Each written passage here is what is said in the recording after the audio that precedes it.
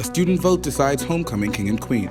See the winners up next. From springing forward to falling back. If you're out on Dixon or whatever you're doing, you'll appreciate that extra hours of partying. How time changes impact students' sleeping schedules. The buildup of food waste remains a big issue across the country. How one group on this campus hopes to make a difference. UATV starts right now.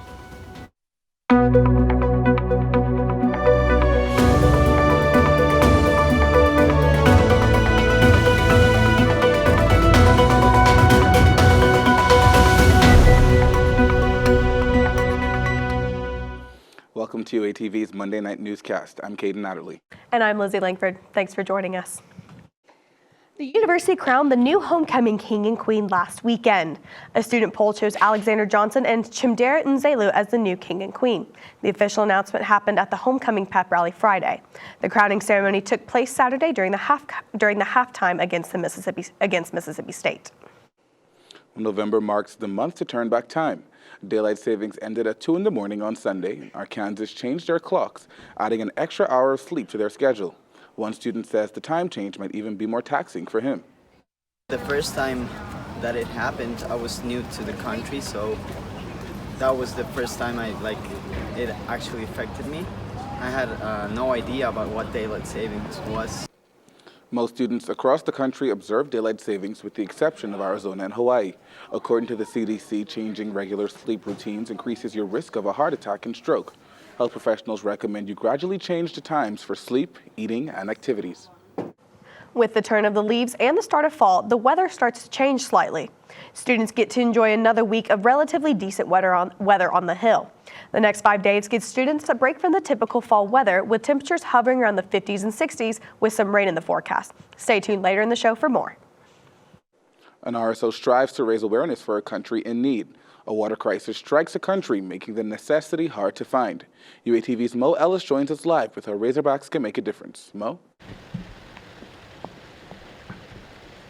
Caden, an RSO right here on campus has a heart for people across the globe who don't have basic necessities like water. They want you to know how you can help them out by doing something as simple as hydrating. A familiar sound to almost everyone nationwide. Clean, running water. It's generally easy to find, especially right here on campus with drinking fountains in almost every hallway. But over 8,000 miles away, this is not the reality. People of Rwanda are sometimes forced to live without clean drinking water. The Wells Project raises money and awareness for Rwandans. Even people who are not directly involved with the project can use the platform to donate to those across the ocean who need it. The Wells Project is so great because you're able to give back to communities outside of the U.S. Since 1990, campuses all over the country have participated in the yearly 10-day challenge. This challenge includes getting rid of all coffee, tea, and soda, and drinking only water. The money that would have been used for those drinks is then donated to the project and used to take water to Rwanda. One Wells Project member says for her, there's a bigger meaning behind the effort. It's a great outlet on campus to get to share that with students to understand why we are doing the 10 days. It's part of our mission to spread the gospel and also get these people clean water. Those 10 days began today and will run all the way through November 13th. Reporting live for UATV, I'm Mo Ellis. Thanks, Mo. Information on how to donate can be found through those websites. Roughly 40% of food produced ends up being wasted. The volunteers of Razorback Food Recovery partnered with the catering service Chartwells, hoping to reduce that number. Live with more, here's UATV's Stephen Erbacher. That's right, Lizzie. The Stop Food Waste campaign concludes this Wednesday after a week of gathering and recording the wasted food on campus. Now, Chartwells has agreed to donate a pound of food to the Full Circle Food Pantry for every pound of waste reduced compared to the previous week before this campaign started. Now, food waste is an issue for a plethora of reasons. In junkyards, it is harmful to the environment as it produces gas 30 times the potency of carbon dioxide. A student volunteer, a part of Razorback Food Recovery, says it's crucial to save the food we can. With programs like RFR, with other programs, whenever you save that food, whenever you don't eat that leftover food, it could save a pan in the back that could go towards someone that really needs a meal right now. Now, students are encouraged to be mindful of how much food they put on their plates so that the leftovers, they can be preserved and not just end up in the trash. Now, reporting live for UATV, I'm Stephen Erbacher. Thank you, Stephen. Throughout last year, Razorback Food Recovery saved over 25,000 pounds of food for the Northwest Arkansas community. The Volunteer Action Center looks for donations for their Pack the Pantry event. Items like canned vegetables, soups, meats, and even hygiene items can be dropped off. The pantry will set bins out across campus where students can donate, and the VAC says the food drive is vital to the pantry. It provides us with a lot of stuff to get us through the semester and to get us a little bit into next semester until we do more drives. Our just on-campus food drive of the year ends this Friday. The men's basketball team starts the regular season against Rice this Tuesday. Parking lots marked in red must be vacated 2 hours before the game starts. Students can move their cars to the green parking lots in the northwest part of campus or lot 99. Cars that don't get moved will be towed to the Baum-Walker East parking lot. And fans interested in attending Razorback athletic events now need to go through one more step in security. Bud Walton Arena introduces metal detectors that fans will encounter at the entrances. Fans can keep all of their personal items in their pockets and walk through the detectors, but clear bags still need to be passed and inspected by security. The Dean of Libraries, Dennis Clark, will host a forum about the Mullins Library renovations. The information session for students takes place on Thursday from 10:30 to 11:30. Clark will unveil the plans for the updated library. The panel students will be able to give feedback and ask questions following the presentation. The third annual National First Generation College Student Celebration takes place Friday from 11 to 2. The event seeks to highlight the growing number of students who represent the first member of their families to attend college. The Division of Student Affairs will hand out stickers to first-time students in the Union Connections Lounge, and the celebration will include first-generation students sharing their experiences. A university program rents business clothing to students for interviews. How you can check some out. And an updated trail in Fayetteville helps bikers get around. How the flow of traffic will change some riders' commutes. UATV will be right back.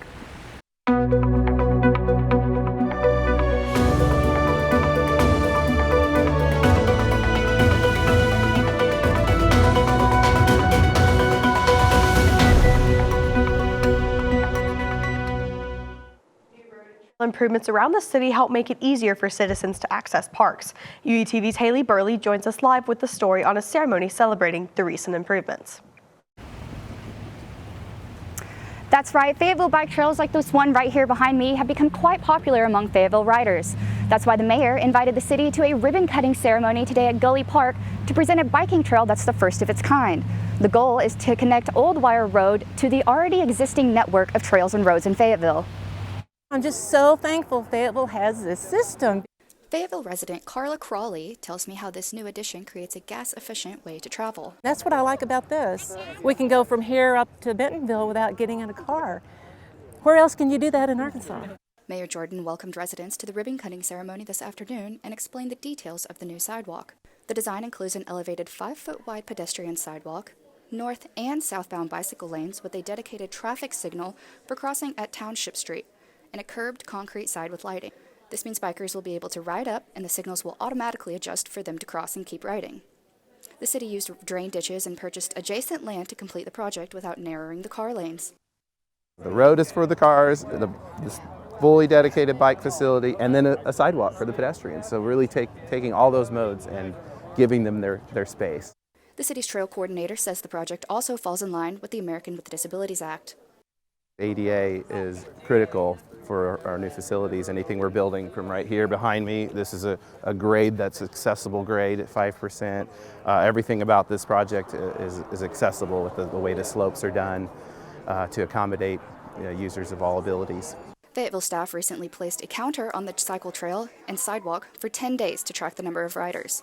The total number of trips was 915, with a daily average of 83 trips.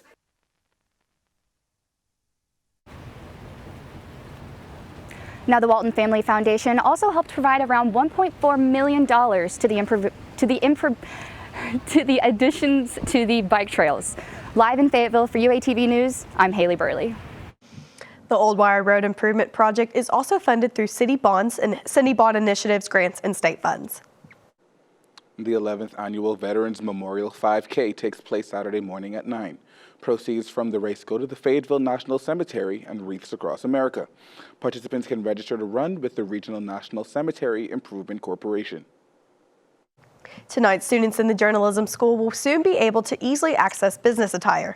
Last Friday, the Women's Giving Circle donated nearly $13,000 to start this new program. This pilot program got started with the Director of Student Media, Robin Starling Ledbetter. Project was really at the forefront of it was to give students an opportunity to purchase something that not only that they can use as student journalists, but also after graduation. So the Women's Giving Circle gave away 8 grants this year. And a professional outfitter on campus gets a new location. Boss Hog Outfitters can now be found in the Arkansas Union. The program sets out to provide students a chance to get clothes for the professional world. Out on an opportunity because they don't have something as simple as professional clothing, because that's something that a lot of students may not think about, but it's a really important part of an interview process. The program now partners with JCPenney's and Dillard's to supply the shop with new clothes. A University of Arkansas graduate shares his success with student athletes. I've been on the cover of magazines, I've walked numerous red carpets, I've taken a family photo with Barack and Michelle Obama. With valuable lessons he passes on to younger generations.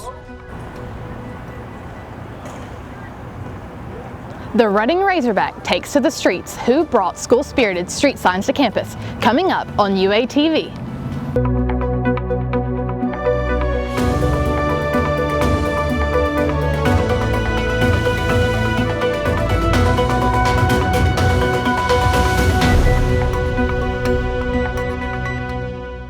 Students and visitors to the University of Arkansas campus get directions from a new herd of hogs.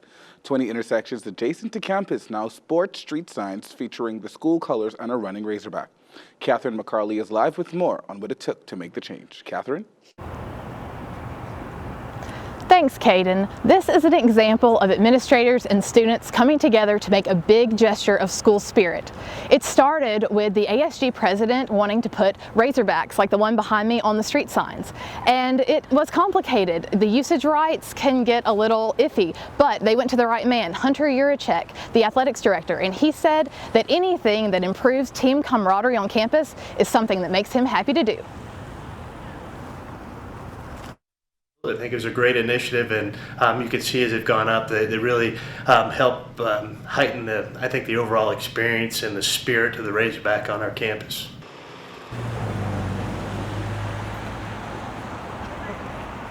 Now, because of the issues with usage rights, not all signs could be converted for the Razorback logo. Some belong to the city of Fayetteville, and only those maintained by campus can sport the running Razorback. For UATV, I'm Catherine McCarley reporting. The director of athletics says the total cost for the Razorback-themed street signs came close to $20,000. One network news personality headed back home to share his Razorback roots with athletes. Good Morning America host TJ Holmes stood before students sharing his story of success. The athletic department welcomed Holmes as a part of the 5-part lecture series for student athletes. Holmes says his best piece of advice, not getting bogged down by the successes and Instagram feeds of your peers. I encourage you all to stop trying to compare yourself to anybody else, whether that's social media, whether that's somebody across the classroom from you. Don't compare yourself to anybody except the person you were yesterday. Holmes says experiencing failure in college and racism in the workplace gave him the incentive he needed to succeed. And for those students graduating in December, the university hosts Grad Salute starting Wednesday. Seniors can meet with Balfour to pick up their cap and gown and order class rings and announcements and get information about graduation. The event lasts from Wednesday until Friday at the bookstore. The Office of Student Activities hosts its Hot Dogs with Head Hogs Wednesday.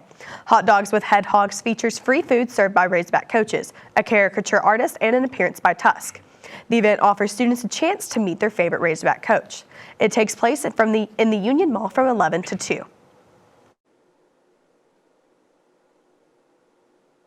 The Arkansas Music Pavilion announced the first concert for the 2020 Summer Series.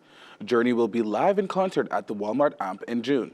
The rock group will be joined by the Pretenders during their June 22nd concert, and tickets go on sale this Friday morning at 10.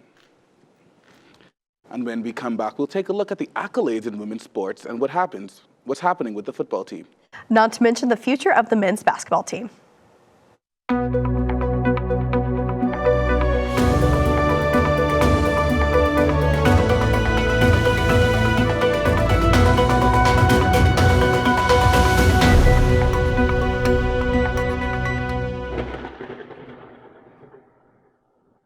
While students can anticipate 40-degree weather temperatures and sunny skies tomorrow morning.